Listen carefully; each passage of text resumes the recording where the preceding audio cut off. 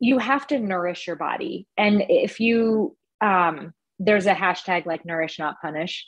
I mean, I think that if you can see food as a source of fuel and fun and enjoyment, not a way to punish your body, not a way to make up for what you did. Or, we live, diet culture just really hones in on this 1200 to 1500 calorie intake. And it never says like, well, where are you at in your cycle? How far postpartum are you? It never takes those aspects in. So we really want to look at, you are worth eating. I mean, and you're more than what you eat, and that you can enjoy ice cream with your kids. And the client that I just had before this is, if you give yourself permission to enjoy food, it will not be as tempting as what you think it is. Welcome to the Feisty Women's Performance Podcast. I'm your host, Sara Gross, Ironman champion, PhD in women's history, and founder and CEO of Feisty Media. I started this show because I wanted to cut through the BS of diet culture and fitness culture and actually learn from high-achieving women at the top of their game who have figured out how to feel and perform their best at every stage of life. So I chat with experts, elite athletes, and leaders who have learned to succeed despite the massive gender data gap in exercise and medical science and product development. Every episode is filled with information, advice, and anecdotes that will help you fulfill your potential as an athlete, mom, leader, or business owner. And listen up. If you don't subscribe to our Women's Performance newsletter, you are definitely missing out. It's totally free. So head over to womensperformance.com and subscribe now. That's womensperformance.com. This podcast is a production of Feisty Media.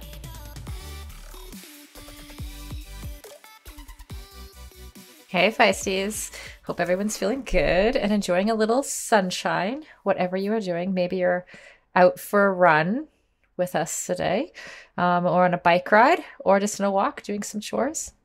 Thank you so much for joining us for episode 22 of the Feisty Women's Performance Podcast. Before we get started, I just want to give a heads up about the seagulls. For some reason, right above my office, I know that you've probably heard this before if you're a regular listener, but the seagulls have been especially bad the last couple days, and they're just squawking. So I can't hear them because I have my headphones on. So if you hear a chorus of seagulls, that's what it is. There's not like a dying animal in the background. It's just seagulls. And besides the seagulls, we have registered dietitian nutritionists Kendra Miller and Tiffany Ricci, who want to help us improve our lives and fitness through sustainable nutrition, education, support, and accountability. Tiffany and Kendra are women who understand the frustrations and busy life and the difficulties that go into improving health and fitness, especially for busy parents. They know what it takes to try to get your energy back, find your motivation, improve your performance through nutrition coaching. Together, they founded Fuelin' Life Nutrition. They focus a lot on busy athletic moms and have great advice for pre- and postnatal women, as well as all busy parents. I personally benefited a lot from this conversation. If nothing else, it affirmed some of what I thought were perhaps bad nutrition choices when I was making decisions on what to feed my child, and completely normalized the rushing around, throwing a whole variety of different kinds of food at your kid. And yeah, I really enjoyed it. And just a heads up for our audience that this week, after this week's episode, the one you're currently listening to, we're going to be taking a short summer break, and we will be back on August 15th. But in the meantime, definitely listen to the 9 Voices for Title IX podcast if you haven't already. It drops every week from now until August 11th on this feed, so you don't even have to go and subscribe to another feed. I've been recording intros and outros every week with Celine Yeager, who's the host of the Hit Play Not Pause podcast, and every week I'm kind of blown away by the stories of the people who we are interviewing, and essentially the folks who have seen generational change for women's sports. They have sometimes very different, but always very inspiring perspectives. And before we hear from Kendra and Tiffany, I also want to really thank our sponsors, Inside Tracker, Après Delight, and Fuelin app for their support. Please use the codes in the show notes, and you'll be not just supporting our sponsors, but also supporting the podcast.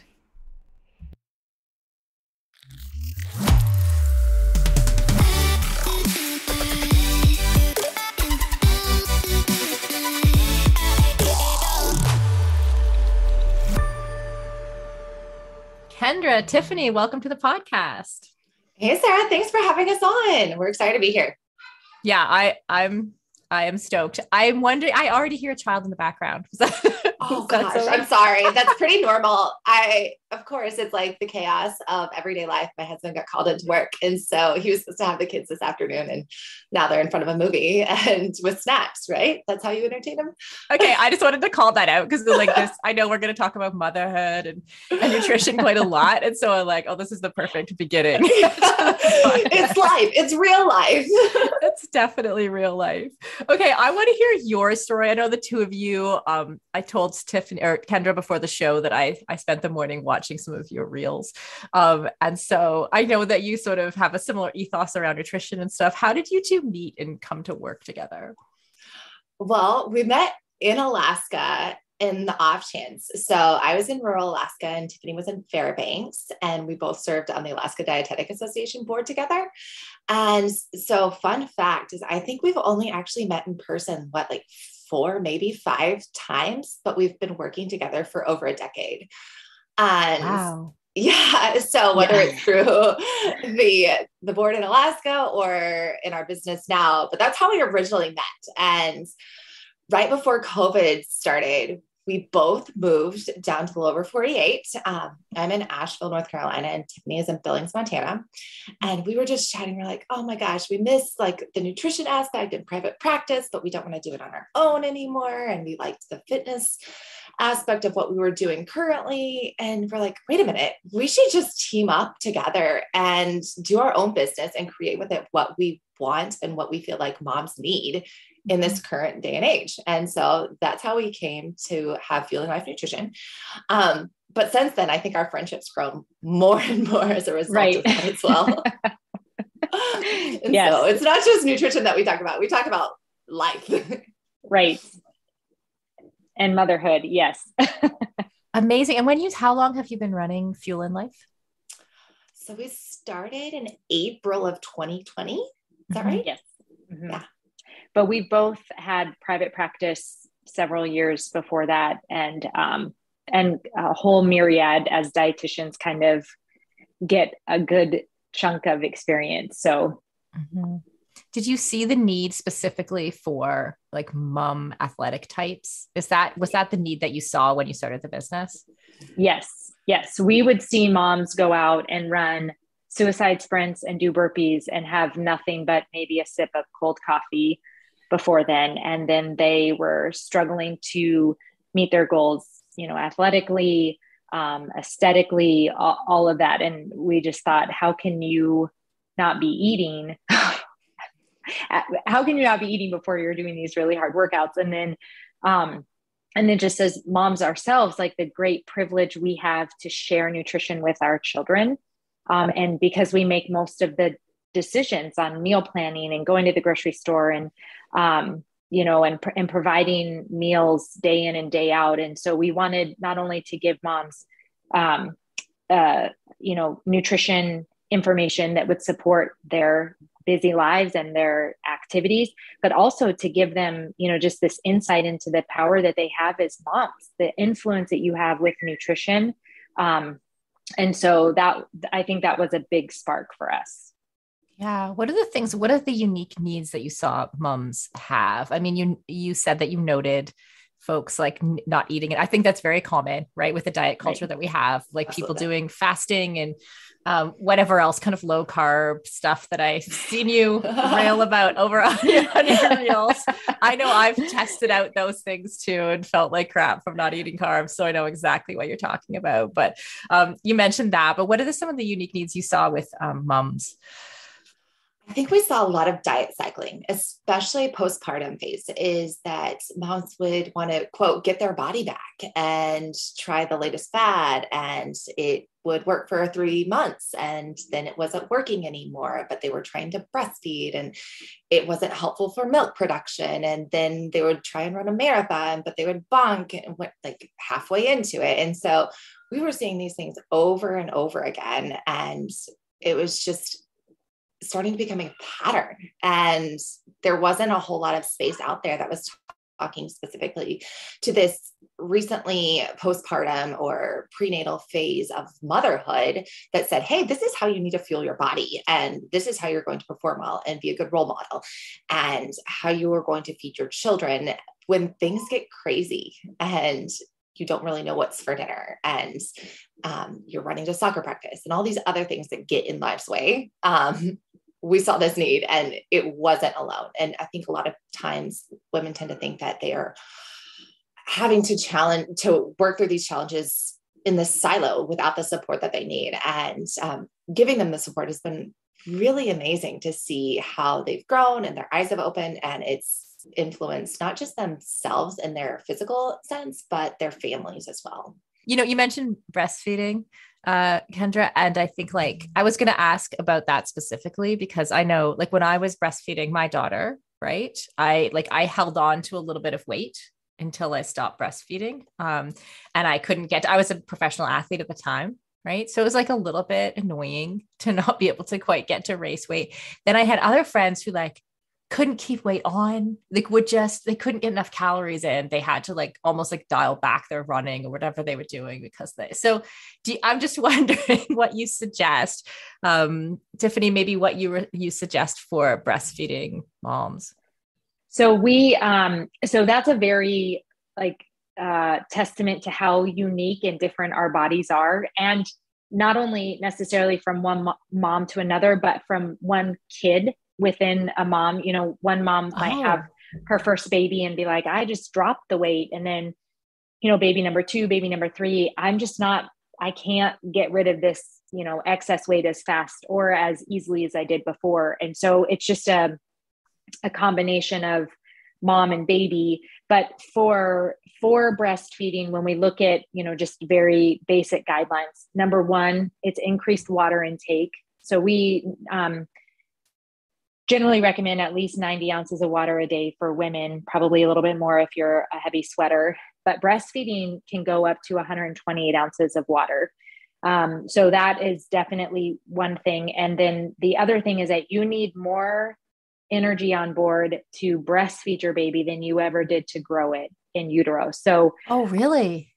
That's an interesting fact. Mm-hmm. Right. There are lots of different, unfortunately, there isn't like one precise number, but for the third trimester, it's between like 300 to 500 extra calories a day, just depending on the source that you see. For breastfeeding, it's between 400 and 600. And that is also utilizing the fat stores that you put on during pregnancy. So when people drastically reduce their calories and they increase their exercise, this is where we see like their breast milk production can falter because you need so much. You know, there's no hunger like breastfeeding hunger. And it's because your body needs a lot. Your fiber intake goes up a little bit more because the hormones can just wreak a little havoc on your bowels. So water and energy and fiber for sure.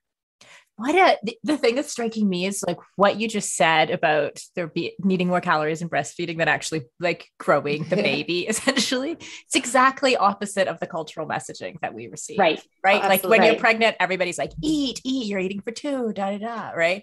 And then as soon as like the baby's out there, it's like literally the day that I gave birth to my daughter, someone commented on like my belly. They're like, is there a second one in there?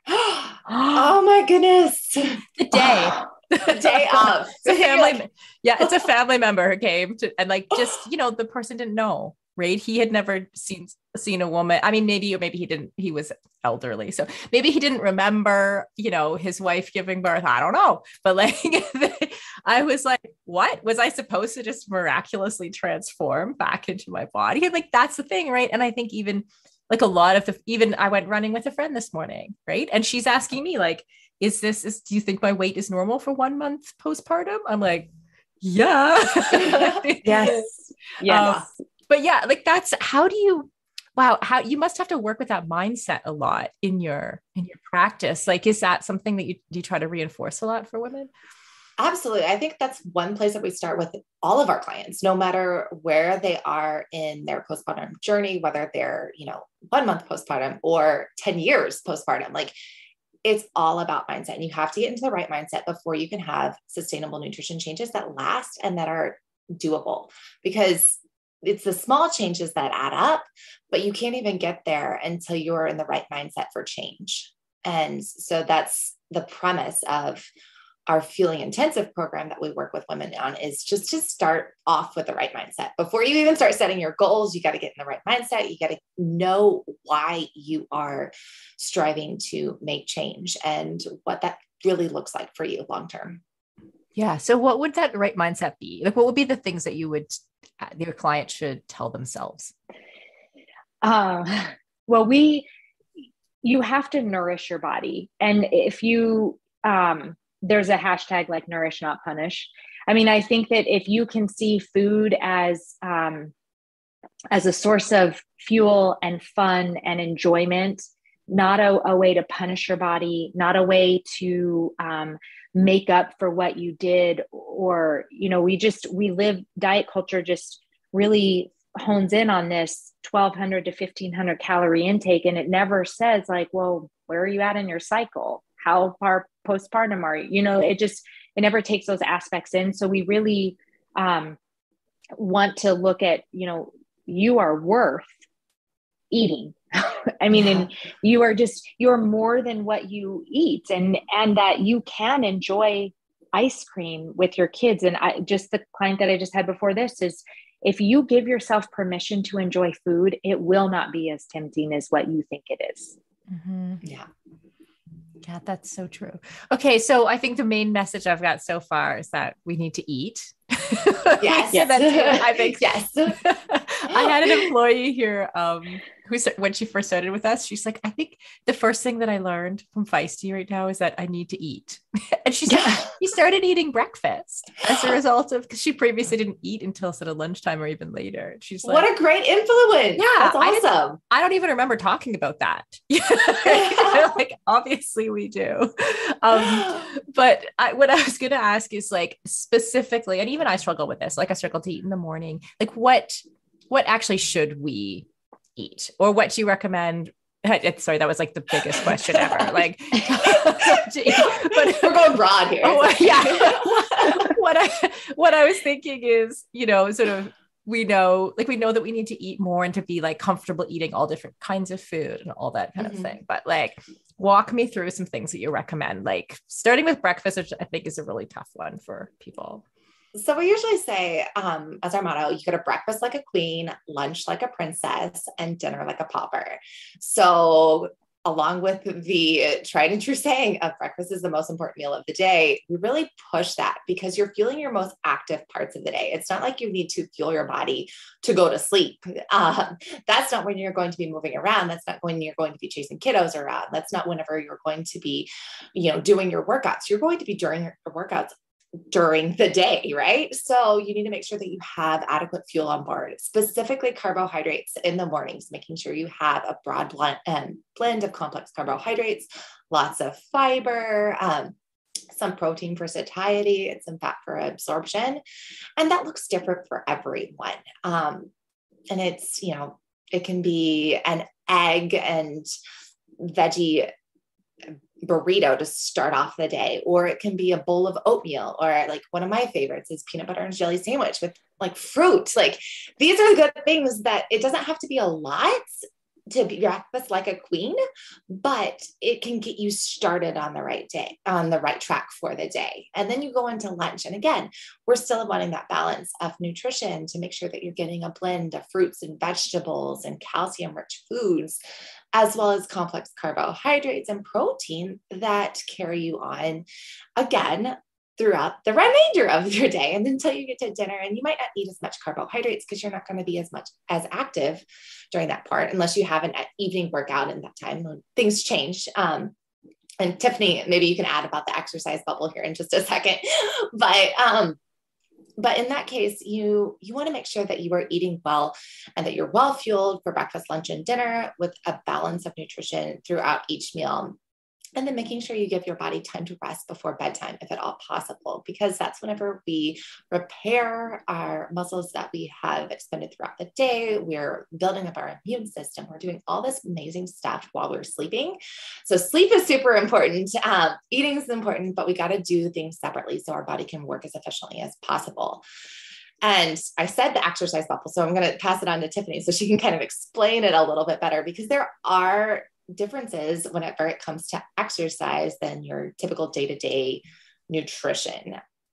Right. So we, like, obviously you can't see this if you're listening, but like an exercise bubble. So with your exercise in the middle, and depending on how long your exercise is, you would fuel up and fuel through and refuel. And you can place your meals kind of, if you're having a mid-morning workout, then your fueling up might be breakfast. It might be that good mix of all those nutrients that Kendra talked about. Or if you're having an early morning workout, you would fuel your workout with some simple carbohydrates, like things that would break down very quickly. So maybe it's a few saltine crackers or some apple juice or half a banana. And then you would have your workout, and then your refueling might be your breakfast. And so the type of carbohydrate really depends on where it's being added into your exercise bubble. So if you have time to digest your food before you exercise, then you can have more complex food. But if you're rolling out of bed, like wiping the crusties out of your eyes, and then you don't want to have a bowl of oatmeal, because that's not enough time, to digest the protein and the fiber that's in there to get you on your run. But you could have something simple, like some apple juice or white grape juice or half a banana, something that just puts carbohydrates, glucose into your bloodstream quickly. And then your refueling would be a source of carbohydrates and protein, carbs to help protein do its job. So in diet culture, I'm sure that you've heard this a lot, like carbs just get this bad rap. And I don't know why. I mean, we love carbs and we are here for them. But they fuel your exercise and they fuel your day and they fuel your brain. And so they need to be a part of your refueling strategy, because that will that'll give your body the energy that it needs, so that protein can work on the muscle repair. Interesting. So those two things work together. Like if you're just having protein, like I have like a protein shake, like a supplement comes, right? It says to just put it into this shaker thing, I don't usually do this, by the way. That's just what the package says. And you're supposed to just shake it and drink it. And I always think like, am I just supposed to drink pure protein after my workout? Like that sounds awful. Right. Yeah. Like even if it tastes like chocolate, I don't want that. Yeah. No. And the carbohydrates are co-transporters. I mean, the glucose helps, like it takes the hand of the electrolytes and it brings it across the intestinal lining so that it can be absorbed quickly. And so you need these carbs to do that, because the protein, if you just have the protein, that's going to be diverted to energy, because you just blew through a lot of energy in your workout, and there isn't going to be as many amino acids to help with the repairing of the exercise of the muscles. Right. And, when I was a pro athlete years ago, right? And I remember we always talked about like the refueling window, and it was different. The timing of when you need carbs versus protein was kind of different. I'm kind of wondering what's the up-to-date information now on, like, is it like, do you need to take in carbs and protein like within 15 minutes after exercise, or like, what are the timelines that we know best now? So for women, it's a little bit different than men. We do know that they get more benefit. As women, we get more benefit from taking in our energy in the form of carbohydrates and protein within at least, we say the 60-minute window of anabolic opportunity is what it's called. And so within 60 minutes is generally what we recommend. You can see benefits up to 24 hours afterwards, but really you want to get it closer to your workout time as possible. And usually 30 to 60 minutes, like I said, is where it's at. You still get benefits. Let's say something happens. And like we said earlier, Tiffany and I work with moms that are, it's okay. Oh my gosh, you forgot your refueling snack after your workout and you have to go to the park and then you have to pick up your kids. Okay. It's not going to be the end of the world if you missed this one, but get it in as soon as possible because it's still going to give you a benefit the quicker you get it in, as opposed to waiting a few hours until your next meal. Mm-hmm. Interesting. Yeah. I find, cause I went from, of course, training several hours per day to like 1 hour or less per day. And I will add, like on that, is if you're doing multiple workouts, you absolutely need to refuel after your workout. So as soon as you're done, refuel so you'll be ready for your next workout later on in the day. That's what I was going to ask about, right? Is because like now, like it's sort of my reason change. Like I notice it's not so urgent that I need to refuel right away because I don't have that second session or third session coming up for the day. But at the same time, like it helps my energy levels. Like if I don't get my refueling snack or have a meal, my work later in the day, is that sort of normal? Is that substantiated in some way? Absolutely. Yeah.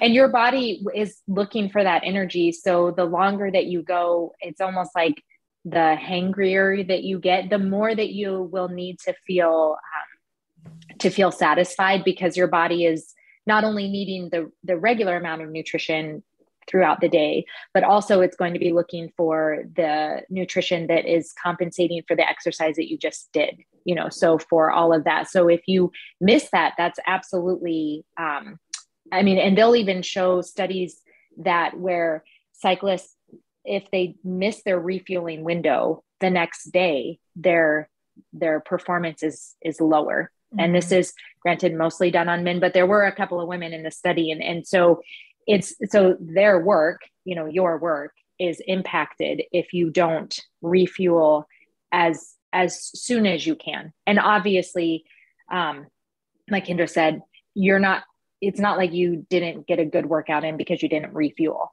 but the more that it becomes a habit, the better off that you are. And other things specifically that, say new moms, either we can start with breastfeeding moms, but even moms with young kids should eat that might be different than what their male counterparts would do?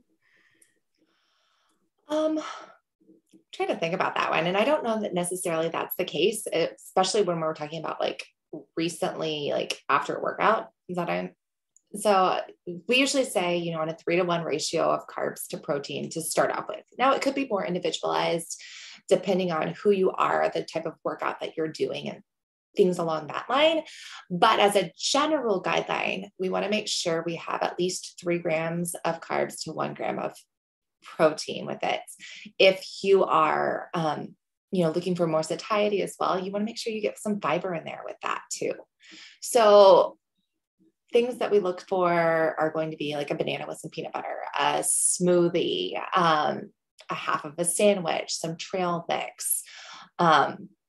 Tiffany, other ideas? I feel like I'm like going through my list of things.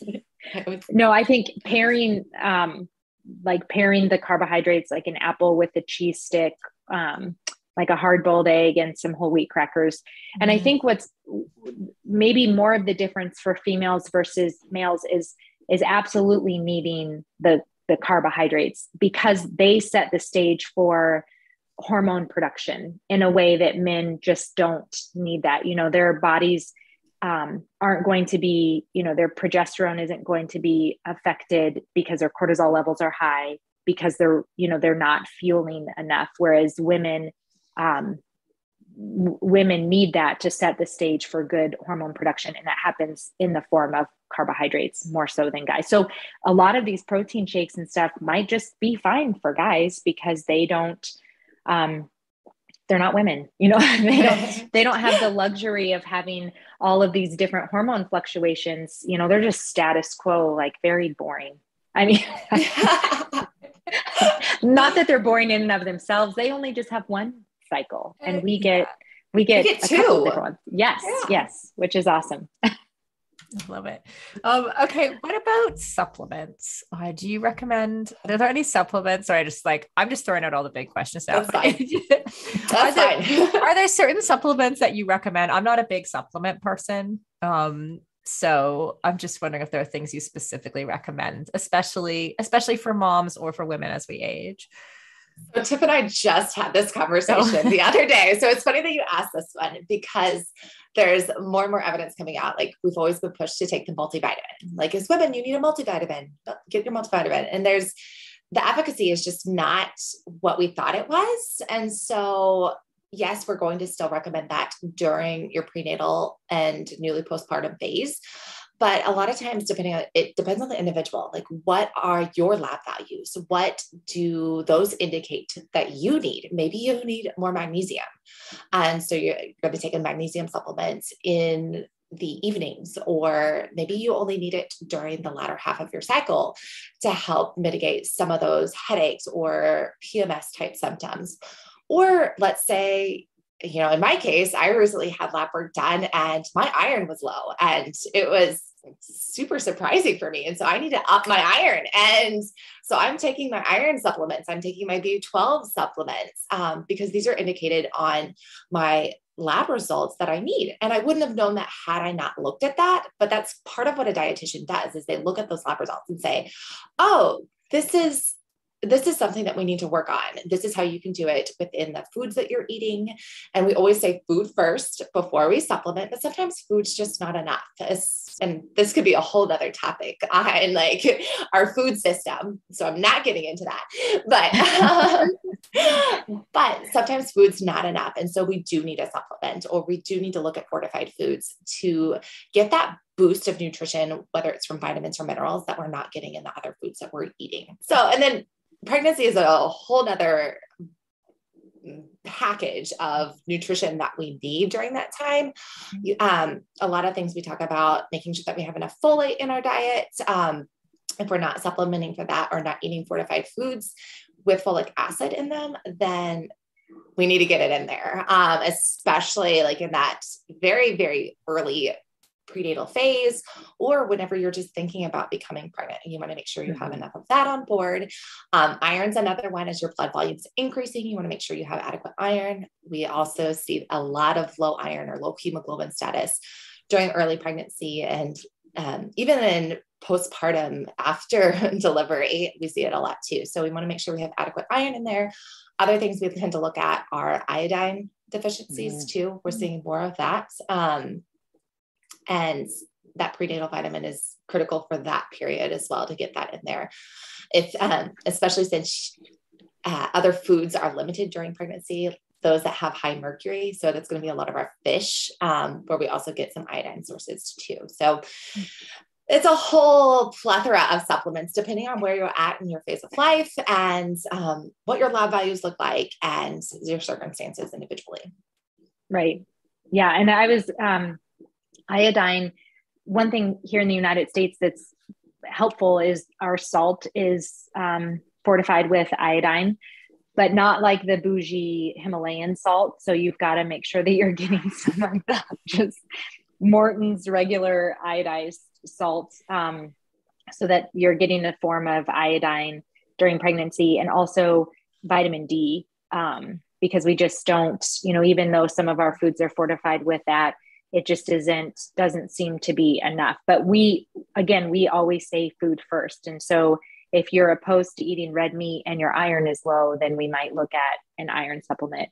And, if you live in Billings, Montana, you're probably not getting enough vitamin D. So you probably need to take a vitamin D supplement.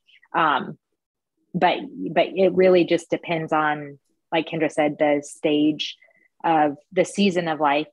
But one thing, and just in working with pregnant women, if you're thinking about becoming pregnant, then you absolutely need to look at your folate and your iodine. And so that just is, if it's not top of mind that you're eating dark leafy greens every single day, then that would be something to start supplementing with, because often by the time that you know that you're deficient, it's been too late in pregnancy.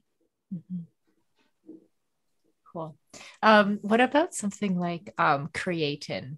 or like supplements for, did you talk about this earlier too? I have this conversation with my husband all the time on creatine, and so he's pretty open, so I'm sure he will allow me to say that he started taking it, but we've had this in-depth discussion for months now on creatine and the benefits of it. And what's your verdict? It has been actually very helpful. And so a lot of times the supplement is helpful in the quick reaction time for weightlifting, for example, if you're going to be starting more of that, or some neuromuscular connections that you're trying to work through. It can be helpful for building those whenever you want a quick reaction time. So if you're doing more muscle and strength building, that's whenever you might consider it, and it could be beneficial. The other thing that comes along with that, which people don't really understand, is that you are going to gain water weight with it too. And so, especially for women, they're like, oh, I started taking this and I'm bulking up and it's just muscle. I was like, well, muscle with that comes, you got to have some water and you've got to put it on. So there's a water weight gain that comes with the creatine intake as well. And that's not often talked about when we're talking about supplementing with it. Oh, interesting. I didn't realize that. At the risk of using you as my personal dietitian, totally. What kind of timing do you suggest with creatine? I'm thinking of trying it. I never have, but I do CrossFit now, so I'm thinking of trying it. Yeah, no, I would say that is definitely something that you could consider trying. And usually you want to take it as close to after your workout as possible. You do have to load up with it. And I can't remember the numbers off the top of my head, so I don't want to give out some false numbers for loading it. But you have to have a buildup in your system before it starts to really take effect. So a lot of times this means that you may need to be taking it twice a day to start off for those first 2 weeks. And then afterwards, you're going to take it in that window of anabolic opportunity. So that 30 to 60 minutes post workout to see the most benefit from it. Cool. Okay. I hope that's useful for some of our listeners. I will say though, for supplements like protein powders, creatine, that sort of thing during pregnancy, because they aren't regulated and because the fetus would be receiving everything that you eat, I would pause on any sort of powdered situation because there isn't, we just don't have the scrutiny on that. So if you're pregnant, that is not the time to start creatine. It would be postpartum, or if you are taking something and you do find that you are pregnant, just to kind of put that stuff on pause, and then resume after you have the baby. Endurance sports should be accessible to everyone, right? That's why we are so excited to be partnering with Motive. Motive is one of the fastest growing training apps in the world today, with thousands of amateur athletes signing up every month and a nearly perfect 4.9 star rating in the App Store. You are not a template, and your training plan should not be either. Prepare for running races, triathlons, cycling events, duathlons, or swim runs, however your season schedule shapes up, and get training written by some of the best coaches in the world in each discipline who know what it takes to help amateur athletes reach their goal on race day.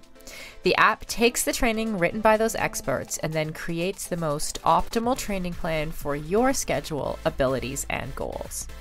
Plus, the training is fully customized to your race schedule, how much you can train each week, your current abilities, and the goals you want to achieve in your race. You can use the app for free as long as you want, or get all the upgraded features from the app for just $19.99 a month. But as a Feisty listener, you can sign up at mymotive.com and use the code FEISTY for 2 months of full premium access. That's right, you get 2 months of premium for free. So you quite literally have nothing to lose. So head over to mymotive.com, MYMOTTIV.com, and use the code FEISTY, FEISTY. And on a personal note, I know the founder of Motive, and he is driven to make triathlon and all endurance sports more accessible for the athletes who care about their performance, but who aren't quite ready for a full-time personal coach. If that sounds like you, definitely try the app for 2 months for free. You literally have nothing to lose.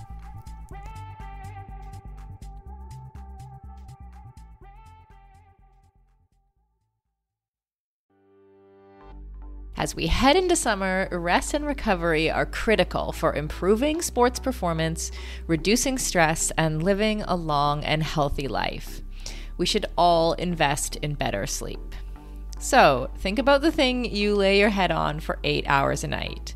If it's not exactly right for you, it can lead to needless tossing and turning, or worse, have you waking up with an unrelenting kink in your neck. My new Lagoon pillow has helped me improve my sleep immensely by pairing me with the performance pillow that has everything I need. So I personally was matched with the Otter pillow. Shout out to Team Otter, which I love because it has a gentle cooling effect. And I was able to choose how much stuffing I wanted in it, which is super important to me because I'm doing a decent amount of CrossFit these days and my shoulders are kind of creaky. So having a pillow that is stuffed just to the right height keeps my neck and head in exactly the right position and comfortable for the entire night. And as of fall 2023, Lagoon launched their 100% mulberry silk pillowcases. It's cool to the touch, buttery soft, and great for your skin and hair. You've got to go check out this pillowcase if you want to feel great and look great every morning. Waking up for morning workouts has never felt better. I'm refreshed and pain-free thanks to my Lagoon pillow. To check it out for yourself, go to lagoonsleep.com/performance and take the 2-minute sleep quiz to find your perfect pillow match. And then use the code PERFORMANCE for 15% off your first purchase.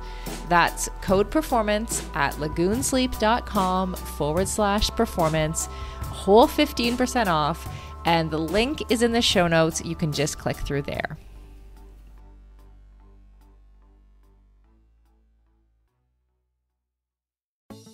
For decades, running shoes have been researched, tested, and designed for men. Brands have relied on the shrink it and pink it approach to sell male shoes to female customers. That's why we are so excited to be working with Hedas. Hedas designs athletic footwear for women that elevates performance, safety, and style. Hedas unlocks the science behind women's biomechanics through dedicated research, creates better shoes for women that support their longevity and performance, and establishes new design standards to promote transparency in a male-biased industry. Hedas have a lower ankle collar to reduce rubbing, a breathable mesh toe box to allow for ventilation and to allow for female toe shape, a special kind of plate in the midsole to keep tired legs going, a narrow heel cup to reduce heel slippage and take the pressure off our Achilles, and a rounded instep to create a snug fit.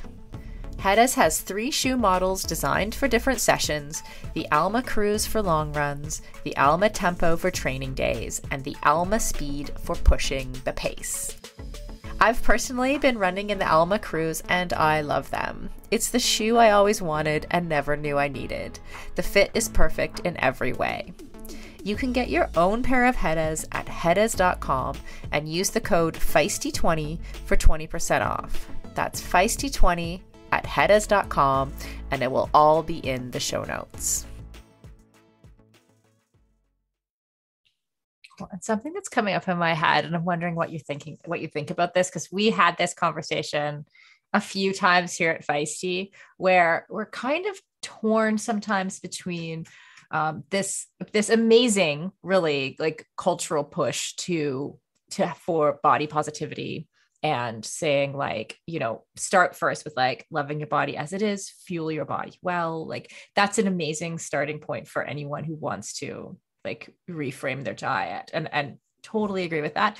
And at the same time, like as an ex-athlete, or I know that like in real life, you know, sometimes in our menopause community, there are women who actually have a weight loss goal. And I don't want to also be someone who tells them, no, you just need to love yourself. You're not allowed to have the goal that you have, or like that leaning down for your sport is somehow a bad goal. Like I think in and of itself, if we could separate those goals from all the cultural like stigma around weight loss or what looks good or how women are supposed to look, I think we could maybe see it more clearly, but it's really hard. So I don't really know what my question is, but I'm wondering, like, you must deal with this type, like this kind of every day in what you do. So do you sort of have thoughts or things that you suggest for people in terms of like finding that balance between like that goal of sometimes that goal of weight loss with like, let's just start at a different starting point?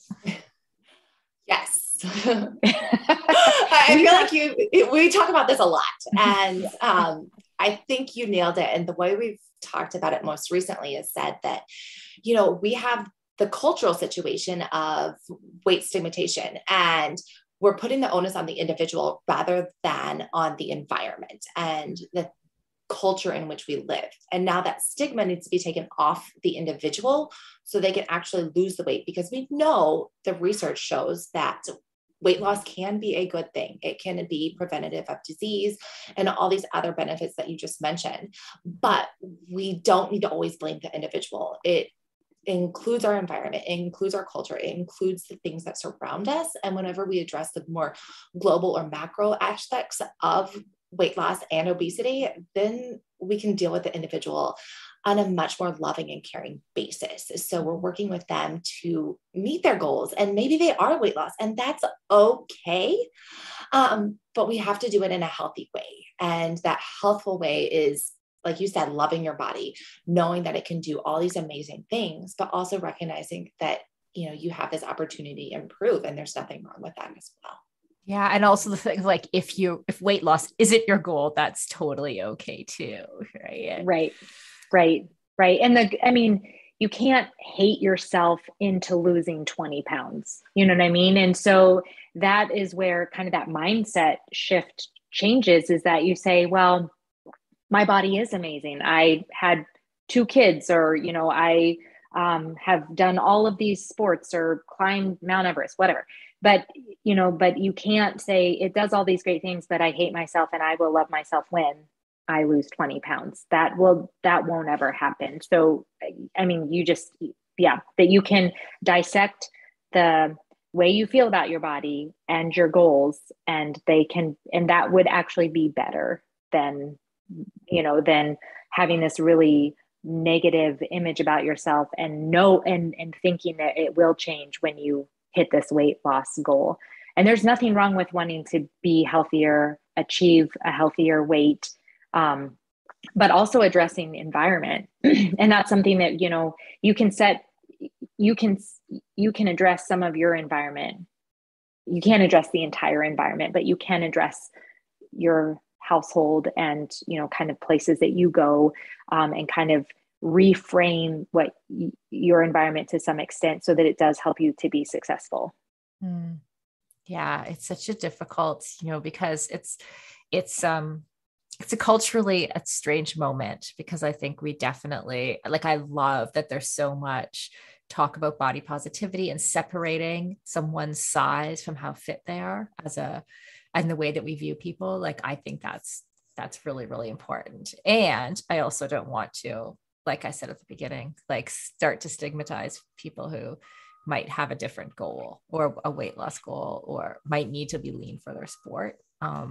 It's tough though, because you have a lifetime of feeling like thinner is better, right? Mm-hmm. Like it's hard. It may be impossible really to separate those things. And it is. And like you said, like there's certain sports, like I grew up as a competitive dancer, and talk about like a culture where that's really promoting a physical physique that is thinner, fitter, you know, taller, shorter, depending on what you're doing.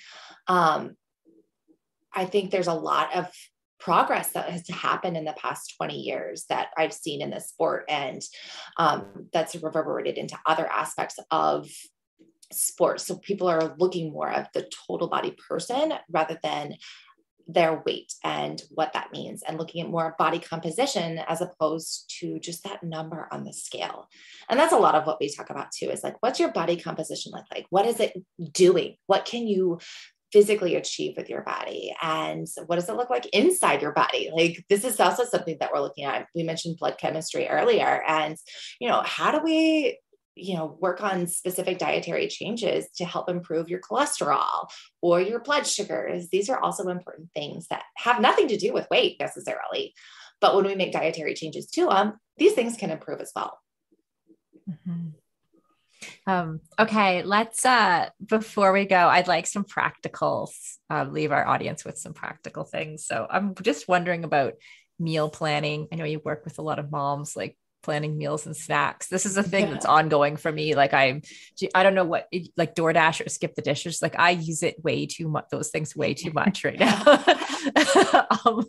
And so actually I just moved. So I live near a grocery store. So it actually reduced but like, it took that, like I had to move to like literally right beside the grocery store in order to start like doing meals again.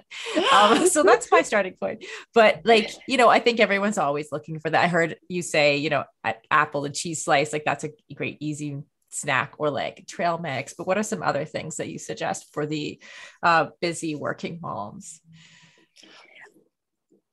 Well, it's funny because I'm writing an article about this right now. Like there's multiple drafts of this, but I think with meal planning, we put too much stress on having these innovative dinners, and they've got to be elaborate and they've got to look like dinner. And I think that the biggest thing is to give yourself permission to feed your family. And sometimes that looks like, Kendra does a great muffin tin picnic thing, putting in, some protein and some carbohydrates and some veggies and some fruit. And that's dinner is a picnic. And I've done, from the Run Fast, Eat Slow cookbook, the superhero muffins and scrambled eggs, and that is dinner. And last night we had smoothies, and that was dinner. And so I think just kind of giving yourself permission to be okay with it not being like chicken cordon bleu and roasted bacon wrapped asparagus stalks and, some fluffy golden parsnip roast situation. So I think that's the first and foremost. And then getting your schedule. So sometimes we have very busy seasons and you can just put your meal plan on repeat. And I know I've been in that season for like 12 weeks now with soccer and all the things. And so, if you create a meal plan, you might just use that over and over again. And one thing, and I'll let Kendra talk about this, is it's easy to kind of do themes for dinner nights. Oh yeah. So in our family, we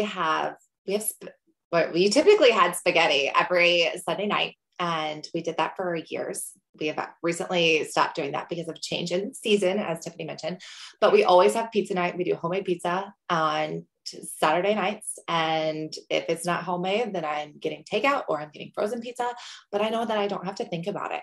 I can roast some veggies with it when I throw it in the oven together, or we get some fresh carrots. And so they can have that alongside the pizza or salad, bagged salad, whatever makes it easy. That's the part on Saturday. Like, I don't want to clean up, and I like pizza, and it's good for everyone who doesn't like it.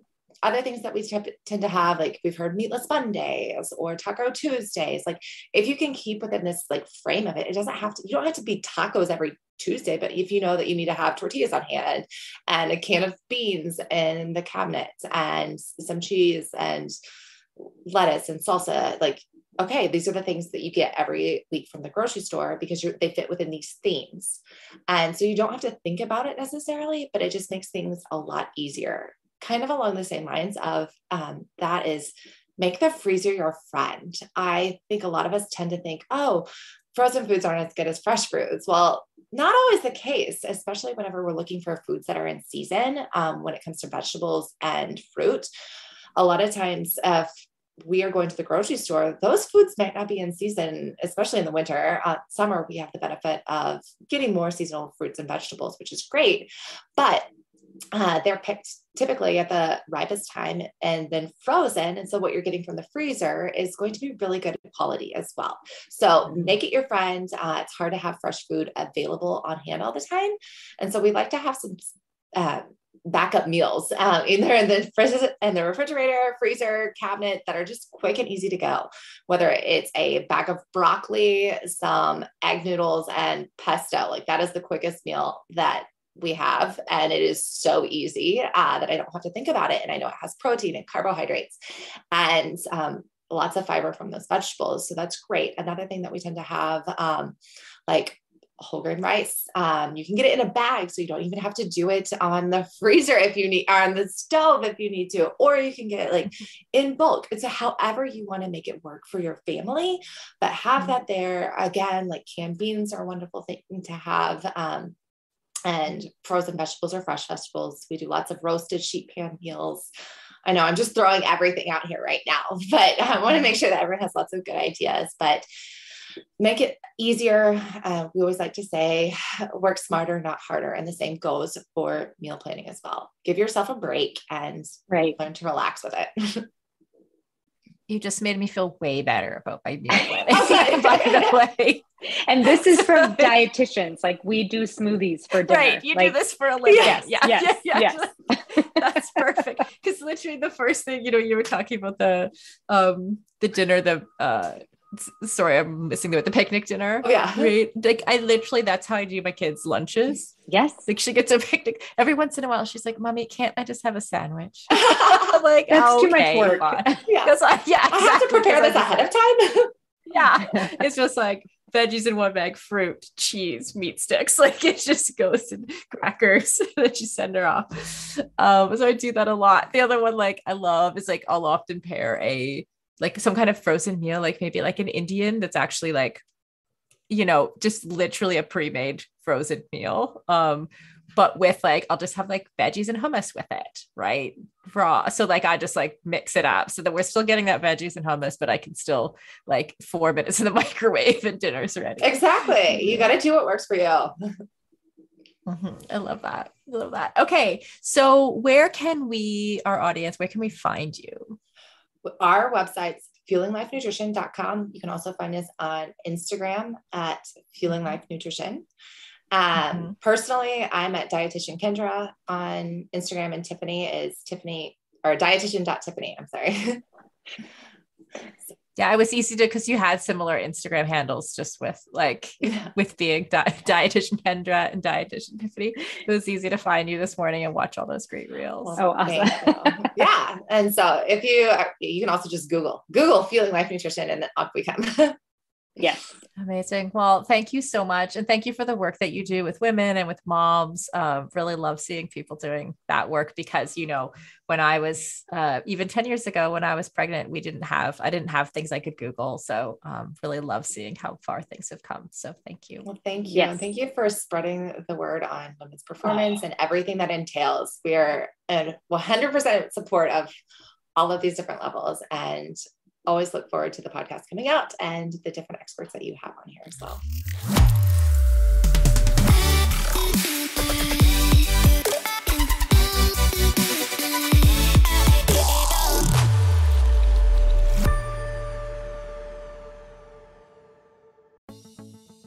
Building muscle can be tough and gains can be so slow, even for those of us who do a lot of strength training.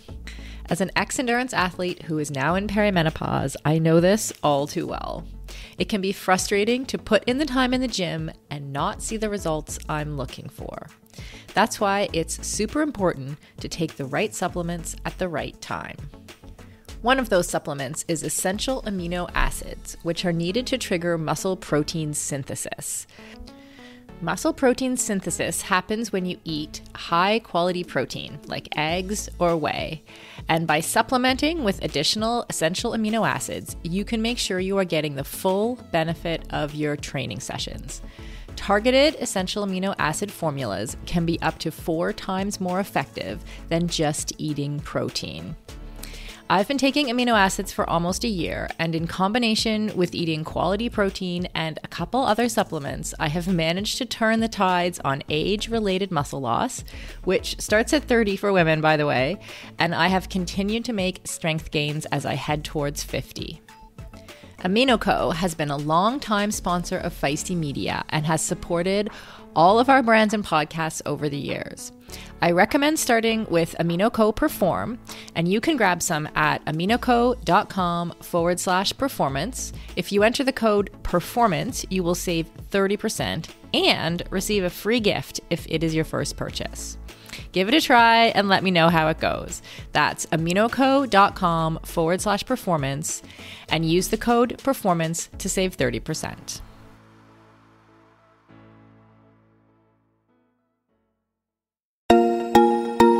As a lifelong runner and triathlete turned CrossFitter, I am stoked to announce that the athletic eyewear brand Tifosi Optics has joined us as a partner here at Feisty Media. Tifosi sports glasses hit all the marks for athletes. They're shatterproof polybicarbonate, so the lenses not only reduce glare, but also offer scratch resistance, which I 100% need.